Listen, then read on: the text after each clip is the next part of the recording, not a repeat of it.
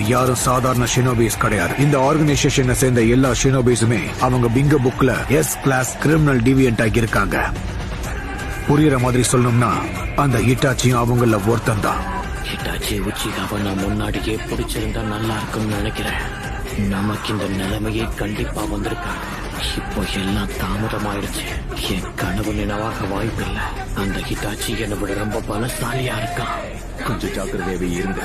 ஏன்னா 13 வயசுலயே இவன் ஆண்ட்ரூ பிளாக் ஆப்ஸ்க்கு சீஃபா இருந்தவன். அவனை சமாளிக்கிறது கஷ்டம் எங்களுக்கு புரியுது.